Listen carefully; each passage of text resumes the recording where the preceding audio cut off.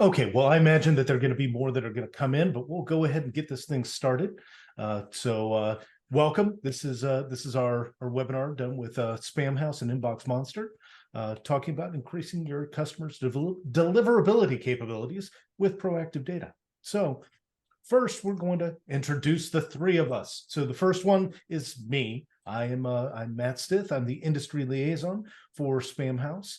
I've been with Spam House for about almost 6.5 years now, it's essentially in my career I've done a lot of work in anti-abuse, postmaster work, and been on the other side, as you could say, in terms of between Spam House. So I've definitely heard and thought of a lot of the things that folks that are doing on the other side of things, the other side of the Spam House fence have had to do. And next up is Melinda Plemmel. Melinda, would you like to introduce yourself really quick? Yeah, absolutely. Hello, everyone. My name is Melinda Plemmel, and I am the Enhanced Services Specialist here at Spam House. I have honestly been at Spam House now just for a couple of months, and I have to say it's been interesting and thrilling and insightful and extremely exciting.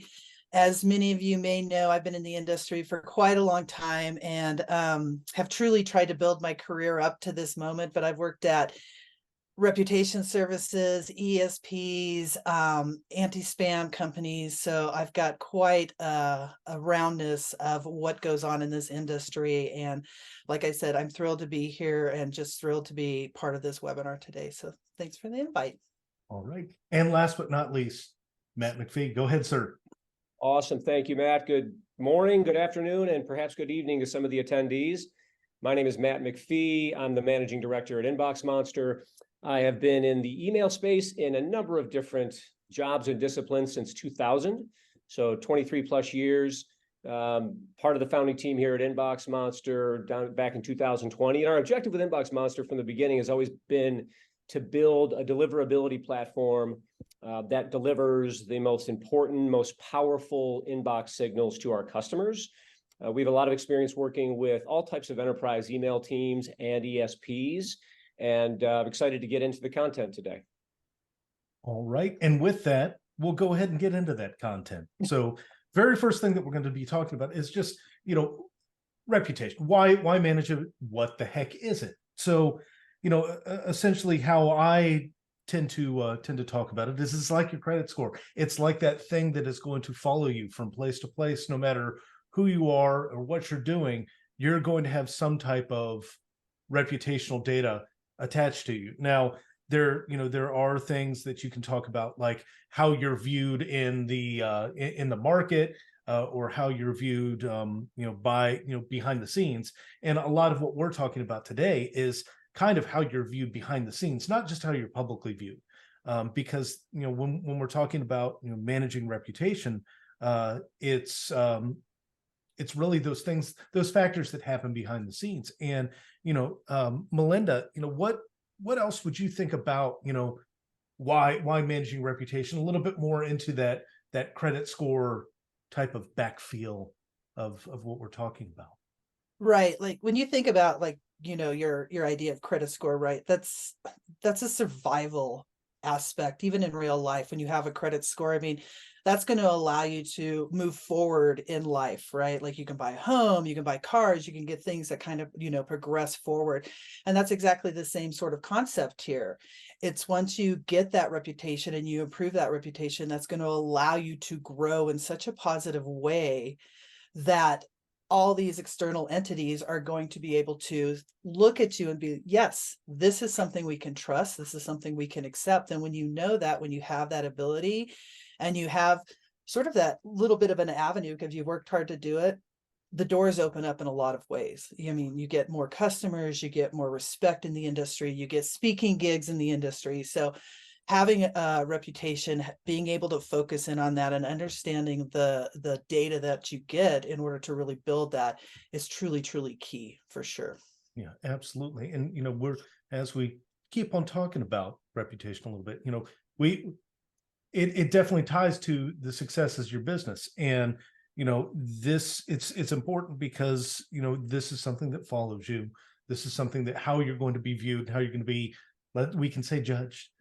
by by various systems and whatnot out there. Matt, like in terms of that, when you think about how reputation and managing it ties to that business success, what are some of your thoughts there? So yeah, great question. From the top down, I mean, Inbox Monster, just from my seat, our developing of our own reputation is critical, right, to our own business success. And we really focus on investing in technologies that help our customers find greater success. And we know that without that, we don't have a reputation in the space, right? So our reputation is really kind of bound to the customer success that we help deliver through the platform and through our services. Down to the customer level, it's super important to make sure that every single customer has as strong a reputation as possible, considering all of the other peripheral elements that influence reputation, right? Reputation can change. Typically, if you follow best practices, reputation is going to maintain some level of stability. But just like you talked about with the credit score, and Mel gave some kind of analogies there on how the reputation will follow you and how it will open doors. Just in this email space, reputation is such a leading indicator and a leading signal. And we sometimes can, we lose sight of the fact that reputation has broader applications. The credit score is a great one. Personal and professional reputation in our own worlds, right? The need to manage our reputations, to understand when reputational risk is at play and what's causing it and how to fix it, just has broader applications. So from our business down to our customers' success, to us as professionals, it's a really important topic. Yeah, and some things that people that don't really think of in terms of reputation and how things follow you is, once you shift and make a big change, if you're going to a new market, if you have a new domain, if you're sending from new IPs and whatnot, you kind of have to start over in some certain aspects, because especially from the spam house lens of things, is if you're always sending from this domain and these IPs and suddenly you change, we're not going to trust that, because we as a reputation provider, a thing that we really key off of are big changes, because most of the time people that have the highest reputation are relatively boring to us, because they're always doing the same thing. They're always sending out pretty much the same emails from the same domain, from the same IPs, not always the same content, but it's usually the same thing. So,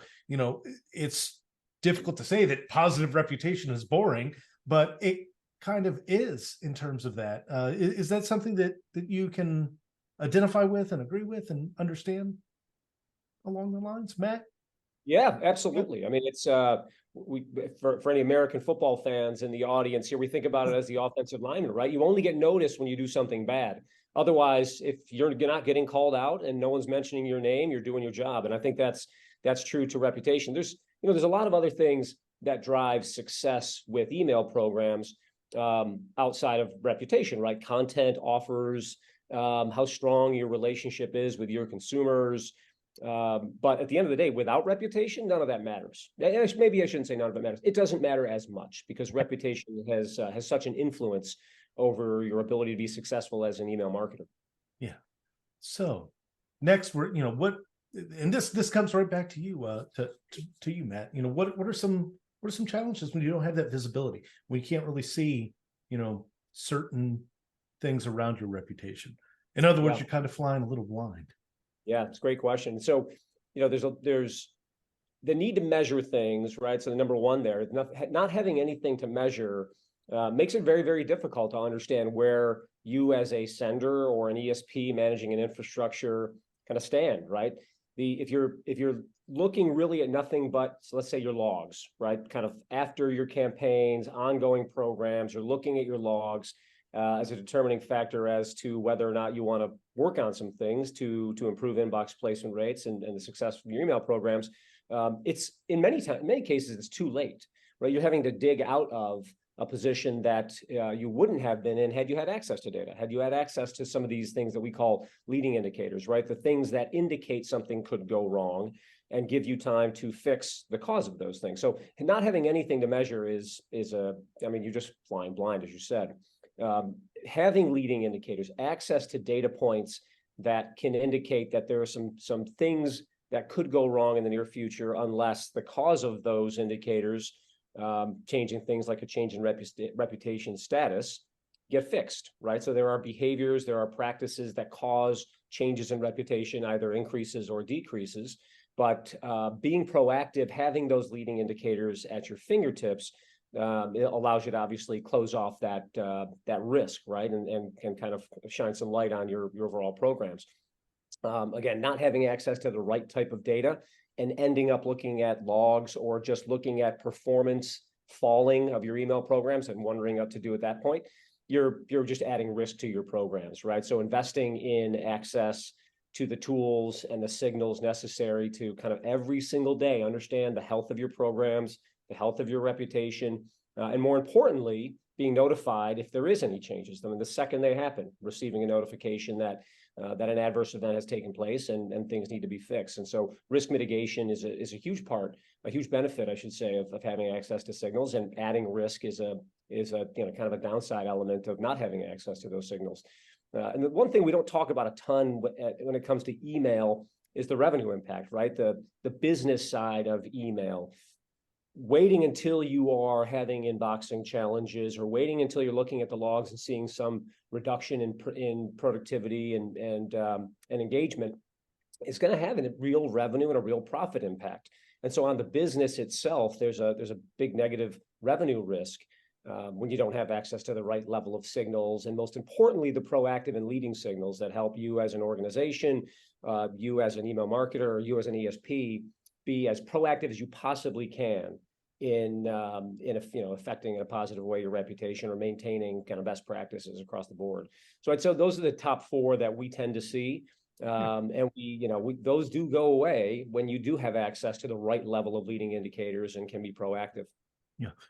So this is a small tie up here for Mel.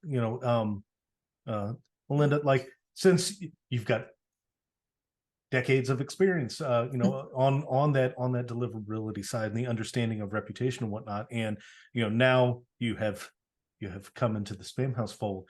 But Matt was very encompassing there of what some of the challenges are. Are there any other things that you can think of, maybe some other nuggets from the challenges that could be addressed, or that are there? I think, honestly, I really agree with these 4 points quite a bit. I mean, the goal is having some type of visibility into the actions in which you're taking, right? Like, we can do something, anything, right? You just name it, but we don't know what the impact of that is until we've asked somebody, or unless there's some type of feedback that gives us some type of an indicator. And so for me, I've always been kind of that data junkie, I guess. And not all of it is as valuable as others, but there's always something to be gotten from, like, having just a little bit of insight into any kind of avenue or factor of your program. And I think as a deliverability person, starting in a space where, like, you happen to so kindly mention decades I have been into this industry. You start when, in the beginning, you start with this sort of concept, like, these are the things we want to do. And we know that there's certain rules around it. And we're hopeful that the data that we have that we can produce on our own platform is good enough.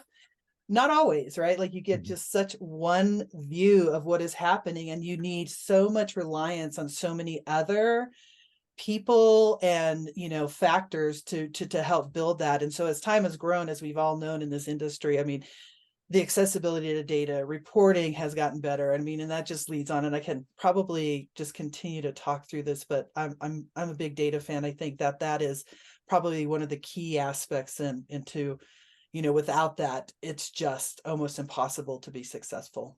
Yeah, a big thing that leads into our next slide, talking about impact. So, when you're like, yep, I'm going to start using this stuff, this stream of things, or these things that I'm querying or whatnot. Yep.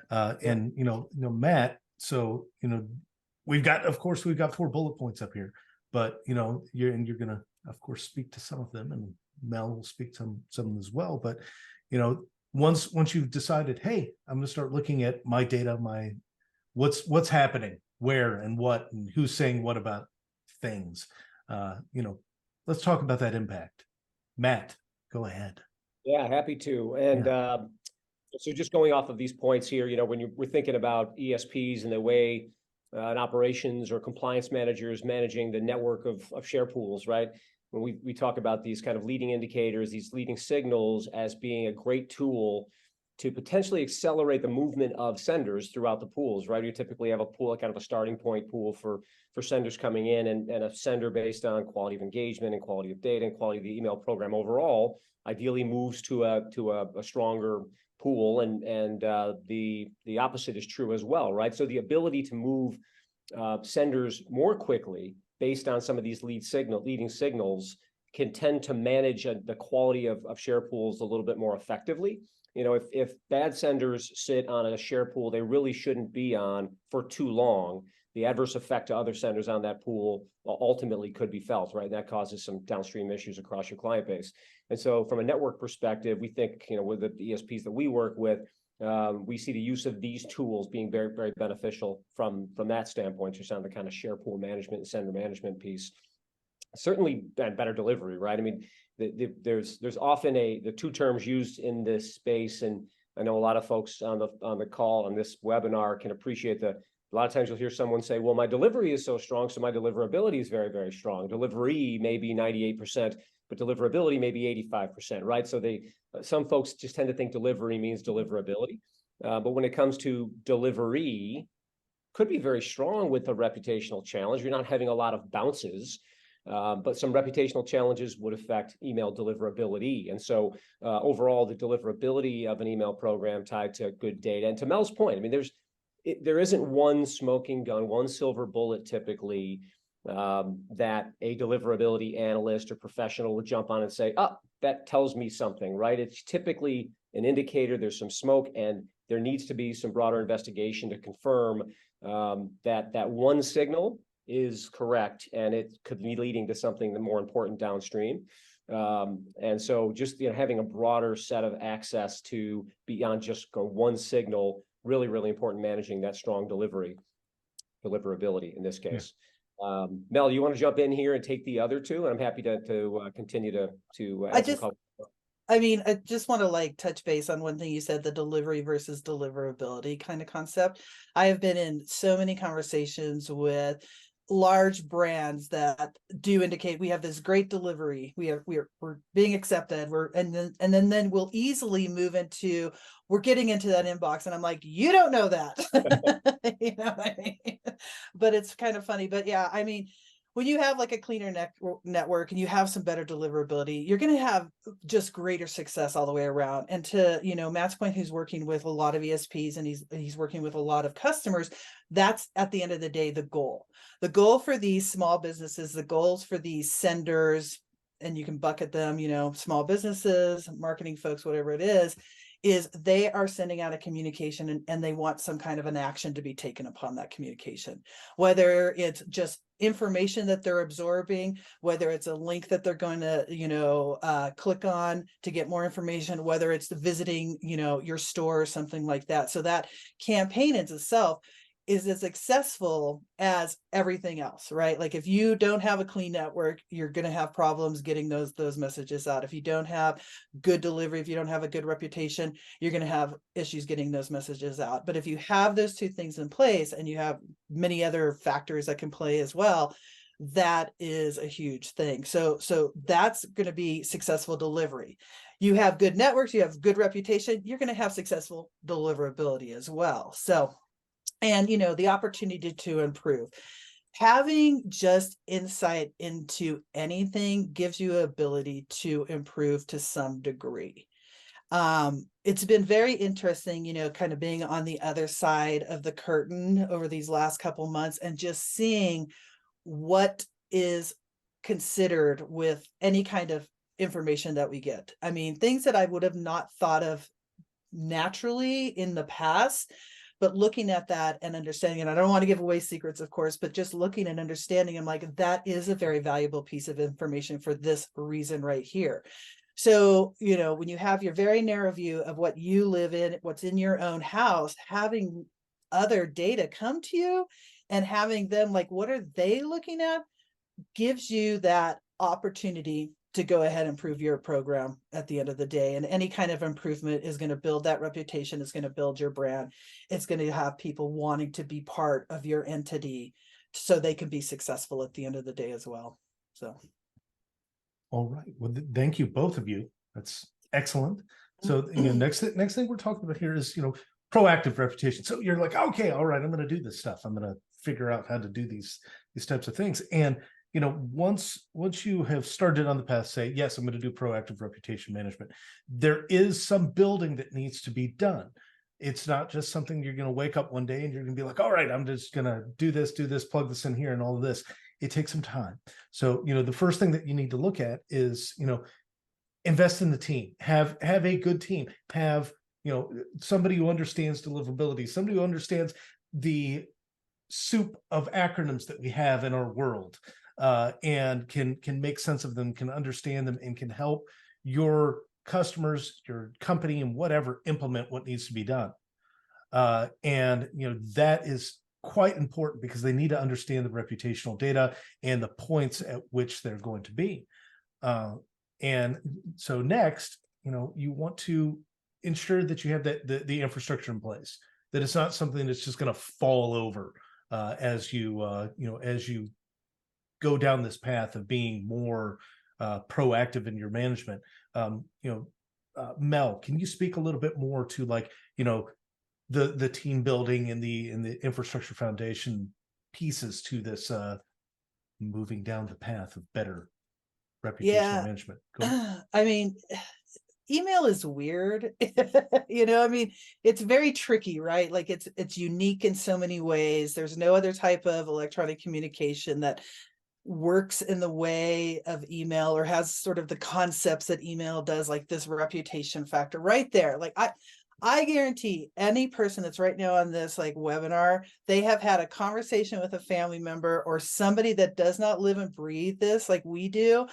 And immediately they'll change their career from I'm a deliverability person, or I work in email and I gauge reputation, to I work in email and I just manage. I'm like a cybersecurity expert, because it's so strange and so many people don't get it. And so when you're net new in this industry and you're looking at something like this, it's complex. It's extremely complex. And so we have now 20 some years of email expertise that's been, grown at this point, right? Like easily. There's a lot of people in this industry that get it.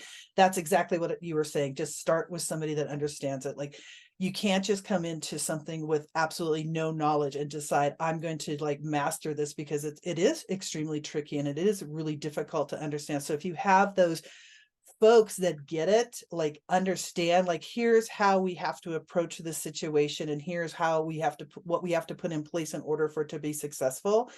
Having those people that are in the weeds and hands-on is key, but also you need a much bigger support system outside of that as well. You do need upper management that's going to understand and support and provide the resources necessary, because you do need to build an infrastructure that can be flexible and has some, agility to move and change based upon changes in the industry, based upon changes that you might see, or even different data that you may be able to access that gives you a different view. So all of this is an entire ecosystem within itself, right? You need people that understand what reputation is, how deliverability works, how anti-spam works, what is acceptable, what's not acceptable. You need an engineering team and a development team, and those folks that can kind of help take those concepts and build a platform, build reporting systems, build that. You also need upper management that's going to give you that sort of green light and maybe sign a check that's necessary and invest in those teams, right? For it to continue to grow, because you can have a great team, you can have a great set of developers, but if somebody's up there just doesn't see the value of this or doesn't understand that, it can destroy the entire foundation. So when you have that and being able to build that infrastructure where you can have that flexibility to, on an earlier point, being able to hold many IP addresses and allow senders to send X amount of messages through your system without being clogged up, to allow folks to have shared pools, but then you can move from those pools rather easily based upon different factors that you might be seeing, like this guy's good enough to be here, or no, not necessarily, they're not good enough to be here.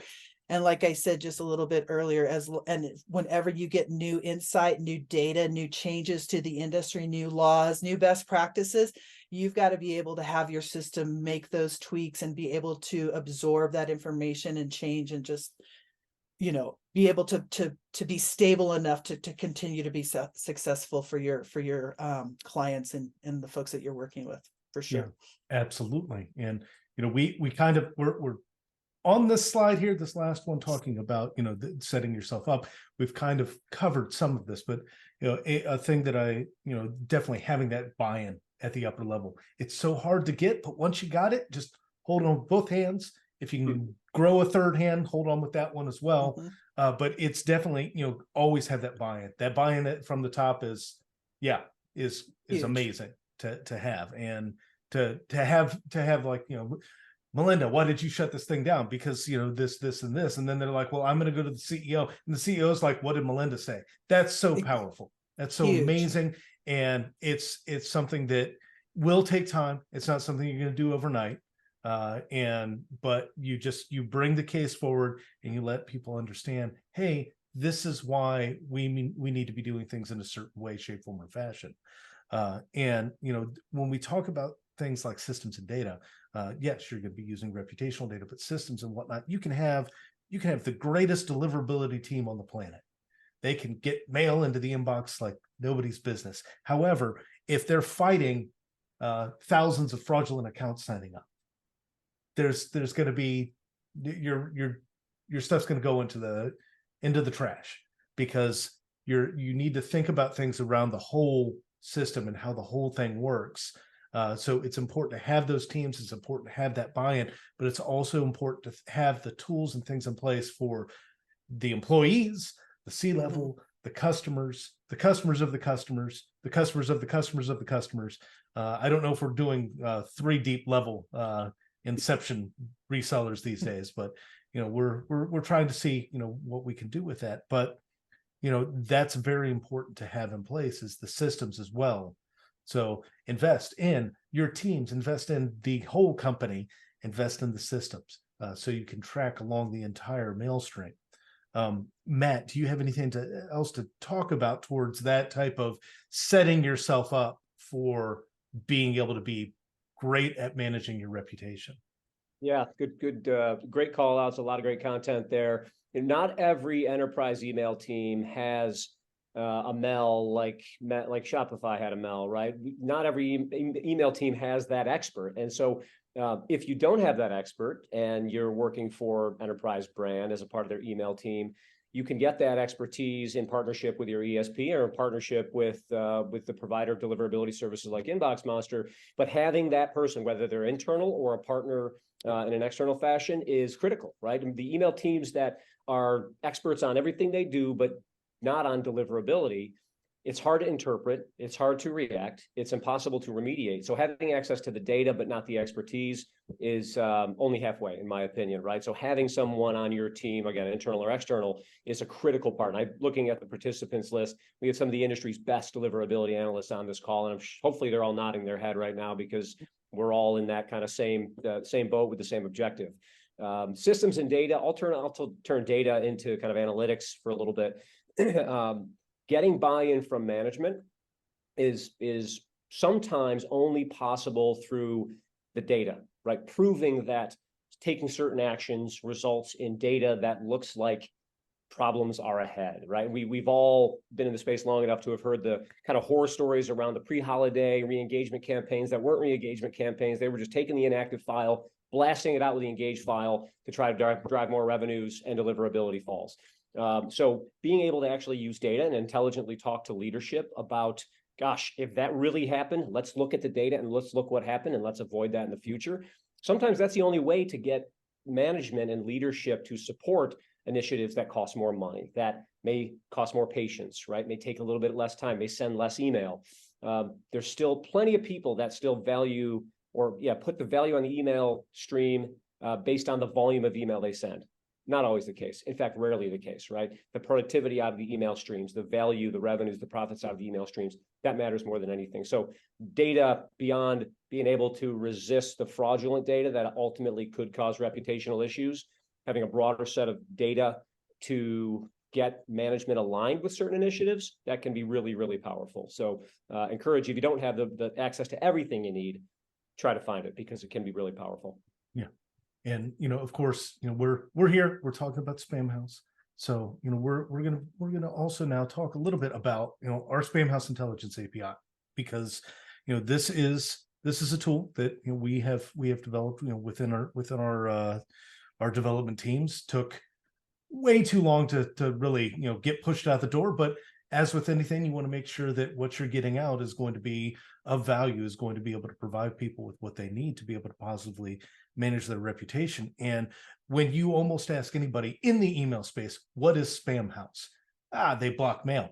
We don't block mail. We provide reputational data.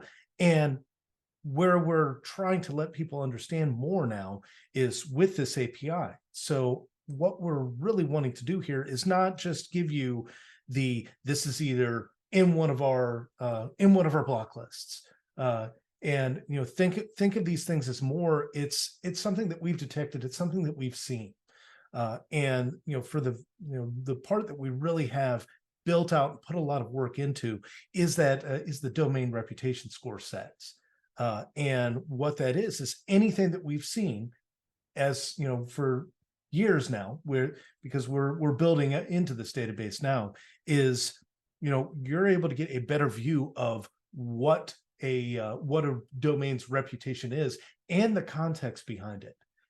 So we're not just trying to say that this is bad or this is good, or this is listed or this is not listed.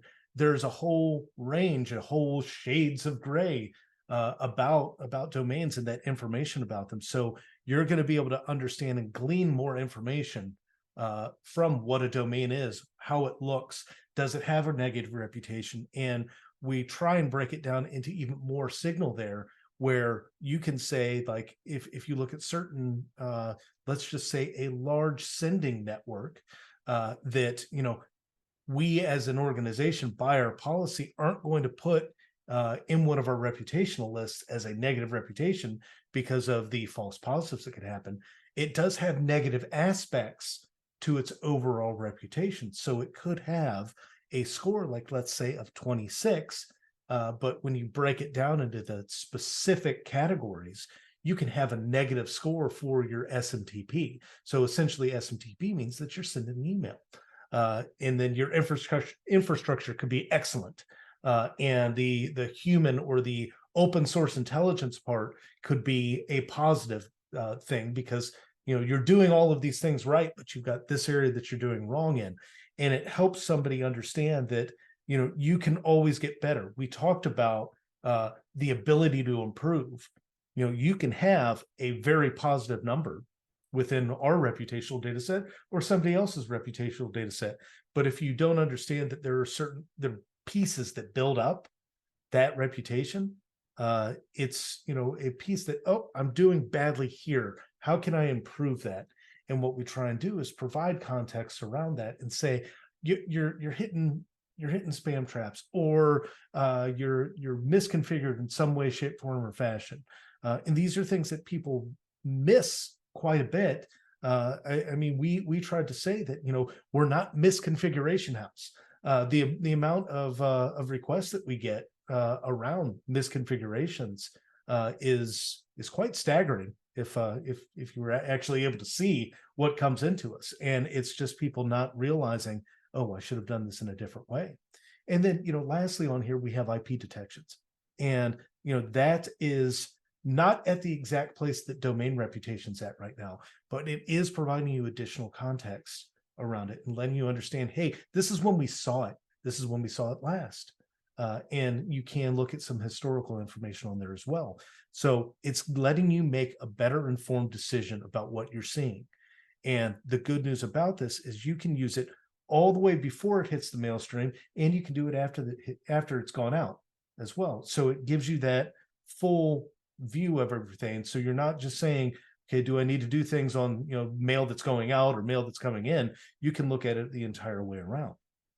So, with that, Matt, you're going to talk about, how are you using, the proactive reputation data that we provide, and also just other indicators that you're using so people can better manage their reputation. Yep.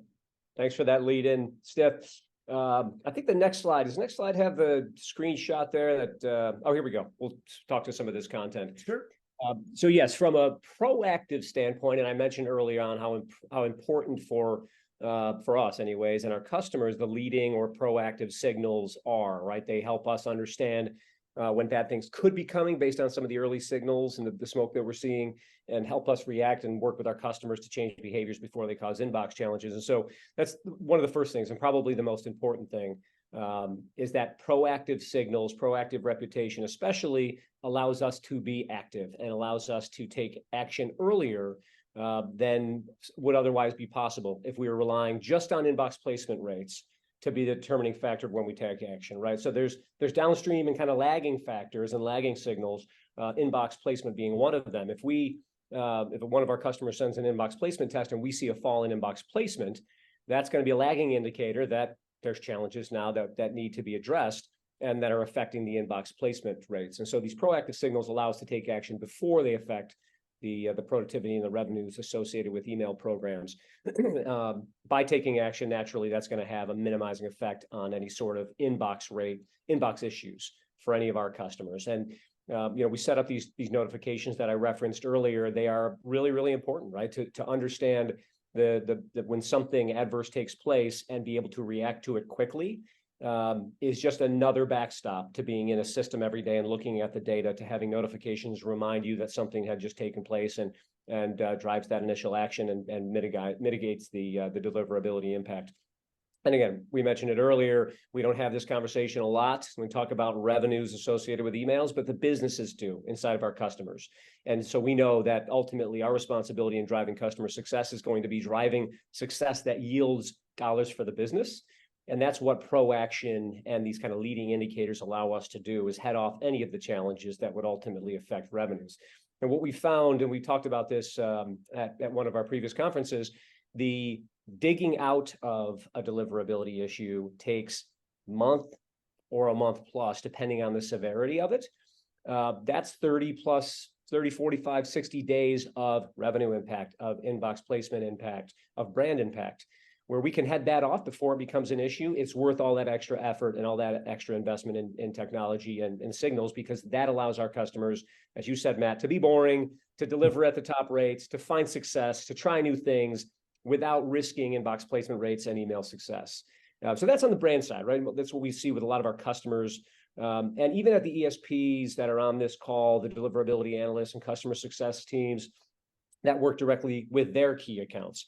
When we think about email service providers and that compliance and operations manager, those leading indicators can help them, as I mentioned this earlier, right, do a better job of pool management and sender management, making sure that a sender who is coming on and kind of that middle tier platform where all senders start from, and then they're going to move up to the next pool based on the quality of their programming, or move down to the pool below that.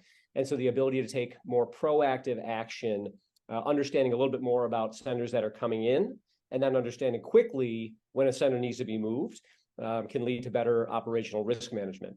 That has an effect on reputational risk management, right? So if you're managing share pools at an ESP and you're doing a good job of managing reputational risk that are potentially felt by your top senders on your top pool and maybe even your secondary pool, and they're not being unduly influenced by a sender who shouldn't be sending over those pools, that allows them to have success. That creates great reputation for you as an ESP and you personally as a compliance and operations manager. So that has a lot to do with, managing that experience properly is going to have a lot to do with the reputation of the ESP itself. And then that, of course, there's a lot for customer retention, right? At the end of the day, everyone on this call that works for a for-profit business, our job is to retain customers and make them more successful.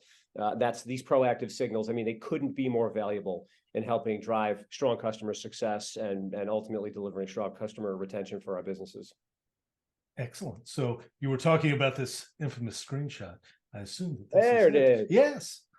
So looking at this, so more or less,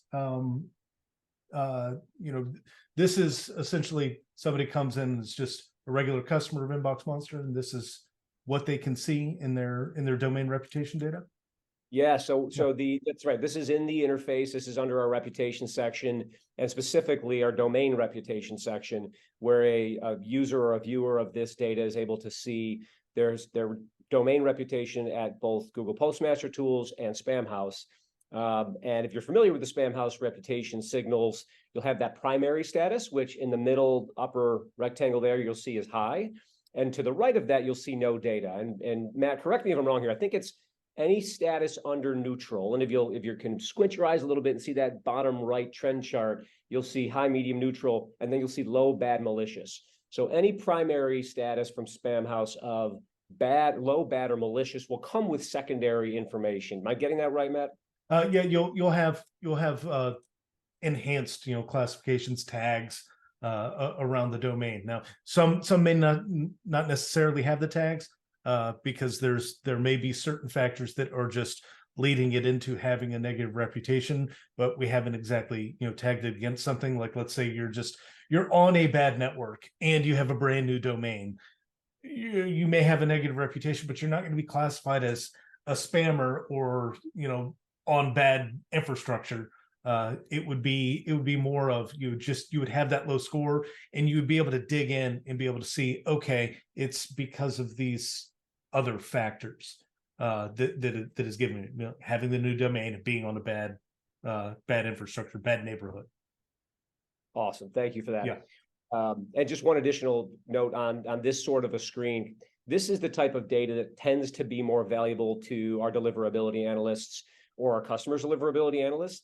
Customers on the brand side tend not to spend a lot of time in these sorts of screens. They tend to spend more time on their inbox placement reports to make sure that they are inboxing at a level that's expected or above, right? That if they are seeing any sort of inboxing challenges, that process of remediation or improvement has already begun. This is just an example of one of those screens where the deliverability analysts tend to spend more time, where they're looking at the trending charts, they're looking at overall inbox placement effect on changes to reputation, and that sorts of things, right? And then being able to broaden out from a 7-day view to a 30-day view for client reviews and the monthly stand-ups is really, really helpful, a good contributing component to any of those reviews. So yeah, this is an example, and this is where we at Inbox Monster pull the Spamhaus reputation data in to make it available for those customers who, like Mel, are data wonks and really want to get access to everything, or the deliverability analysts that are working on behalf of the customer. No, absolutely. And let's get into this. You've got some case studies, so let's talk about the case studies, because those are exciting little stories that we can provide. Yeah, would love it. Yeah, so we have one case study here, comes from a customer of ours, a boutique ESP, and to set the scene a little bit, they're setting from our monitoring all their mail streams from our system, and there was a trigger notification that was sent notifying our deliverability analyst that there was a change in their reputation through the Spamhaus reputation signal, right? So that was our first sense that something had changed and it needed to be looked at. The good thing about the notification, and Mel talked about this earlier, having a broad set of access to data is going to be helpful in telling the whole story. This is an example where one data point and one triggered notification caused someone to take some action that ultimately headed off some downstream problems. But when our deliverability analysts hopped into the account in response to the notification, Google Postmaster Tools looked good. All the other signals through the platform looked good at that particular point. But that one, and we'll show it to you here in a second in the graphic, that one reputation signal from Spamhaus had dropped from high.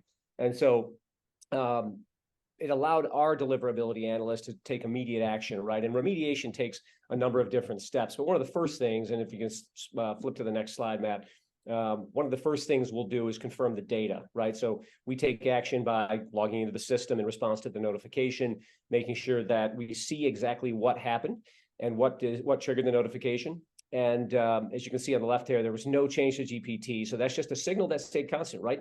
Google's mail system was not going to see any effects. They were not changing reputation for this particular sender and this particular domain, but Spamhaus had dropped from high to bad, right? So that day one, that triggered alert day one, is when the notification was sent. And if you see up top there, an example of the Spamhaus reputation primary status was bad, and the secondary classification tag was domain used in spam. So our deliverability analyst starts remediation day one.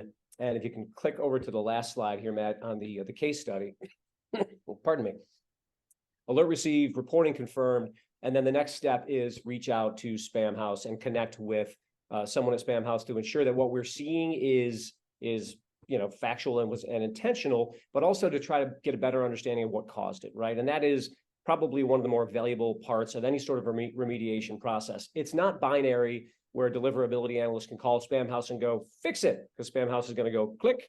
That's not how this works, right? So we've got signals. Here's what led to the signals, and here's what led to the fall in reputation. So now our deliverability analyst is armed with that information, then calls the customer, and this is still day one or day two at this point, to start working through what changed and what needs to be fixed in order to then realize a kind of recuperation of the reputation signal. It took a full 14 days to go through the full remediation process. And when I say the full process, that end of the remediation, I consider the day that it went from, the reputation went from bad back to high. And we talk about leading signals all the time, at least on this call we have. Leading signals give us the ability to take action before they have downstream impacts. This did not affect inbox placement or deliverability for this particular customer. It would have, had we not had access to these signals, because there would have been no clue, right? No signals that Spam House had dropped that reputation. There may have been an informational listing at some point that the customer may or may not have had access to, and potentially ultimately resulted in a blocking and then some serious deliverability issues, right? So the ability to have these leading signals, this is just one of many examples that we've seen where these leading signals, it looks bad on the screen here, but it didn't affect inbox placement. And that's part of our job, right? To bring great signals to our customers, bring great deliverability analysts to our customer engagements, and make sure that when something like this happens, it's our job. We're the experts at this. We're the ones that need to interpret and react. Then we can come back with the customer and put a plan together. Now, I can tell you, not every customer, and I'm sure there are folks on this call that would agree with this and have been through these experiences, not every customer is able and willing to change the behaviors that lead to things like this fallen reputation.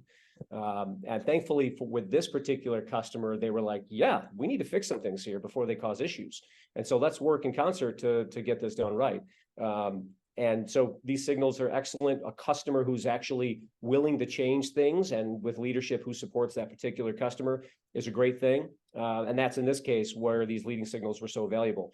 I'm sure there's plenty of other case studies where folks on this call would just say, yeah, we had all these signals and they were great, and we shared them with the customer and interpreted all the data and gave them the remediation plan, but the data quality issues continued, or the volume volatility issues continued.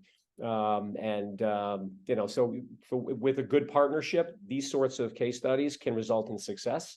And that's obviously what we all strive for, strong partnerships with our customers. So just one example of how we use the tools and these signals specifically to head off future challenges for this particular customer.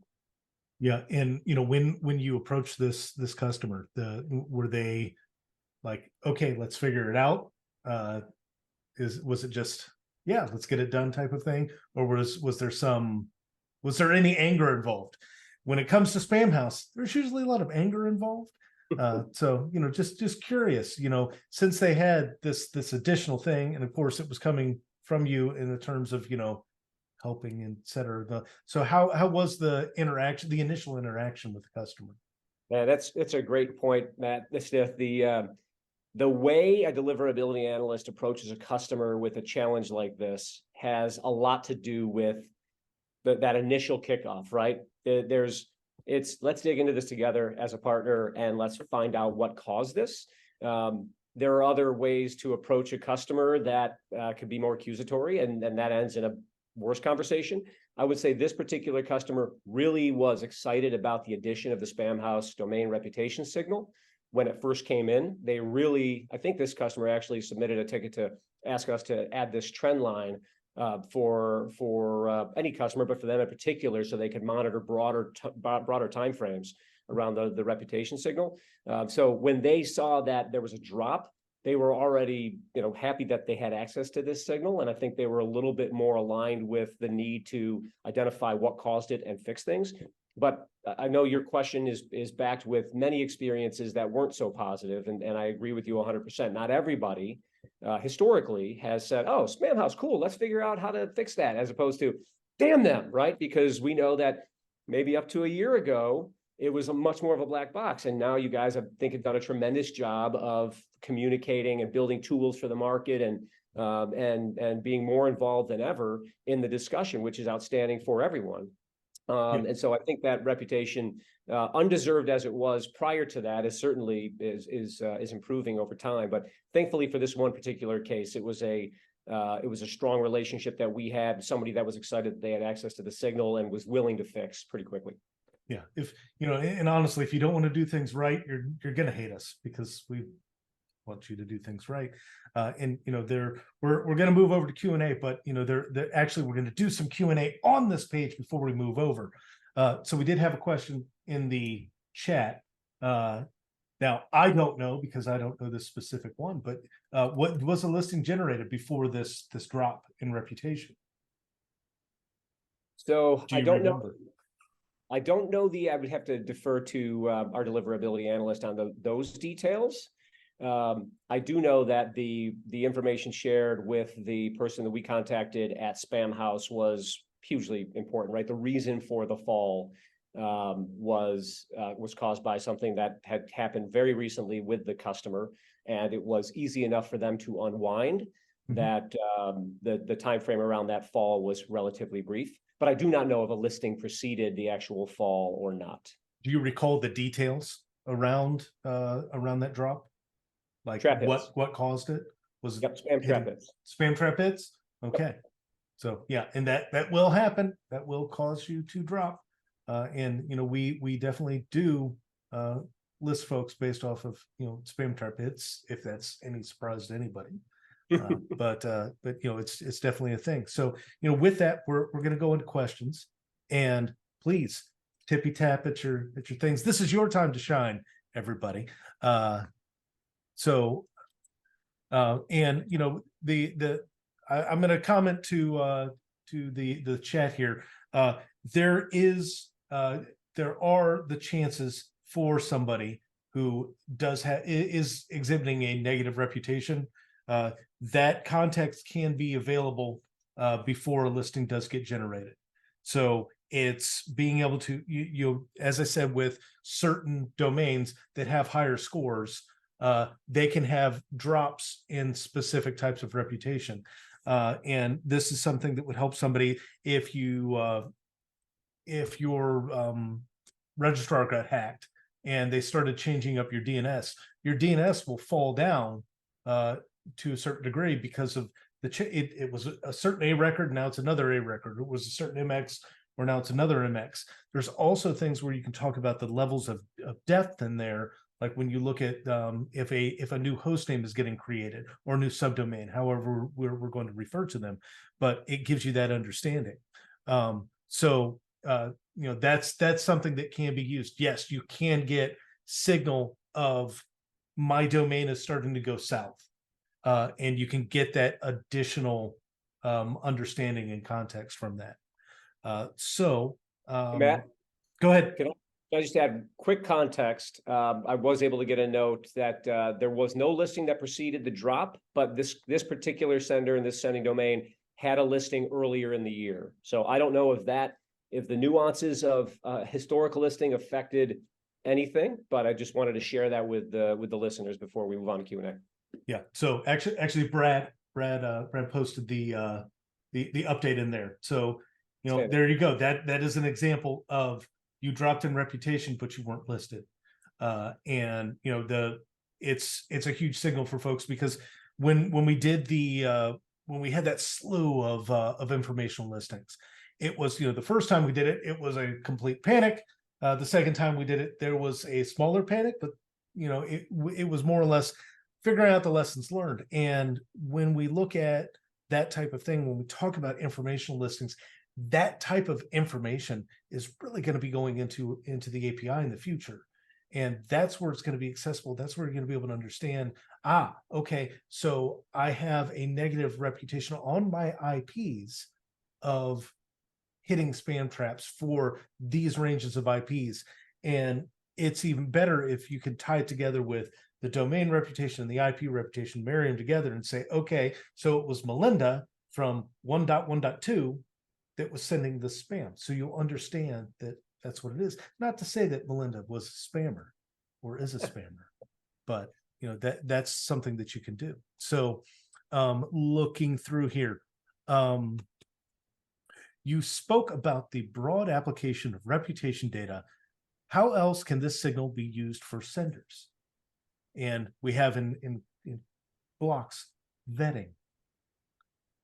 And I think definitely for vetting, you can use it for, you know, the IPs that are signing up, the domains that they're signing up from. If somebody's signing up to send from a brand new spanking domain, you know, you want to look into that a little bit more. Now, this is not, again, this is not saying that you block this from your network, but it's saying you treat it with, you know, more scrutiny, more understanding. Hey, what's going on in there? Are you just somebody who decided woke up one day and was like, yes, I want to be an email marketer. All right, I'll just get a domain registered and then I'll start sending this afternoon. And, you know, it's maybe somebody who could be completely legit that you need to talk to about talking about setting those proper expectations. You can't just wake up one day and say, I'm going to send 1 million messages because they're going to get blocked. You're going to get blocked. And then all sorts of other badness is going to happen. Melinda, you have any insights there? I've kind of put you back in a corner and now I'm going to bring you back out into the light. That's perfectly fine. I mean, honestly, it's how we started this, right? Like it follows you everywhere, that credit score. So, you know, we know senders, you know, and brands, and, you know, there's a lot of folks out there that are sending email that, you know, use multiple resources and to do that. Some of them do it in-house, they send it for themselves. Some people are using ESP, some people are, I mean, there's a lot all over the place. And so, you know, when you get a new client or somebody onto your platform, and, you know, having that ability to just have a little foresight into what they've done historically really helps give you an idea of what they could possibly do going forward, right? And so when you look at things like any of the data that's given to you, if there has been any activity on a particular IP, any activity on a particular domain, and you can go down a list when you come to like spam house data, there's a lot of other factors that they are measuring and looking at to determine truly a reputation of any entity that's out there to some degree. And so having a little more of that insight is so helpful to at least understand, how do we start with these folks? How are we going to make sure that they, you know, come onto our platform and do it in the way that's not going to be hurtful to the larger audience on this platform? And so having some additional signals that you're just not going to have because they don't exist on your system yet is huge, to at least make a plan how to move forward with coaching them and consulting them and managing an account like this, for sure. So we have a question and I'm not sure of all of the acronyms, so I'm just going to read it. The deliverability manager at Sabriquet from France, they're an ESP. They have, if they plug the API into the system, well, my DPO, I'm assuming it's data protection officer, cry in RPGD tiers. Are we talking about like data protection and data privacy stuff? And Matt, you know, you're already offering this data to numerous ESPs. And from your experience and looking at the data, is there anything in there that, you know, would there we go. Yes. So yes, GDPR, just acronyms are hard, especially when we start having 1 billion of them. But, you know, in your experience, you know, are there any issues with that type of data privacy? Now, we have not seen any issues with our data privacy from our DPO. Through our investigation, our product team did a lot of vetting during the process of integrating the API and pulling the data into the system. So we have a very strong alignment around data security and privacy, most specifically our customer data security privacy, but our own as well. So we have not had concerns with that. There's obviously a lot you can pull through the API and populate in an interface or just make available to the operations team. but that has not been our experience thus far. Okay. And I know that we're at time, but I'm going to answer this last question about that drop in reputation that you saw in there. So, you know, what can happen there is essentially you can have a data integrity issue, and you can be hitting us at a clip that is way too high, that is understandable, and you can be hitting our traps at a certain rate and have a drop in reputation, and then you can be hitting it at a whole new different rate that can have an even further drop in reputation, because it's an understanding that you know, not all spam trap hits are treated equal, and because you can hit 5, or you can hit 20, or you can get 300. So if you're hitting too many, you know, that's that's definitely, you know, a challenge there. So that's why you can have that thing. And one last thing before any of this, I'm going to go to the last slide because I know people are getting ready to sign off and go to other meetings and whatnot. But you know, you can read more about the intelligence API and in the around that GDPR question. You know, there is no attributable data that we put in there. It's purely the signal that we're seeing and the context that we're providing based off of the analysis that we've done on the domain. We're not going to say that this domain belongs to Matt McPhee. We're just going to say this is the domain, this is its score, this is what it's doing, this is where it's sending from, et cetera, et cetera. There's a long list of things that I could say that the domain's doing, but that's, you know, in a nutshell, like it's nothing that's attributable back to the human. And you've got this information on the API. And remember, this webinar is being recorded, so don't get your phone out and take a picture of the screen. You can look at this later on. And then lastly, you know, thank you everybody for attending today. Thank you for taking the time to listen. Those that gave questions, that's great. I am available on LinkedIn. So is Melinda. So is Matt. You can, we still have that dead bird up there. But you know, you can just change it, just do this, and yeah, it's a dead bird with an X on it. So you can reach out to us, you can ask us questions or whatnot, and you know, we'll definitely be more than happy to do that. And you know, as we continue to move forward, we just want to make this thing more informative, provide you more context, more signal, so you're able to better protect your users and the internet.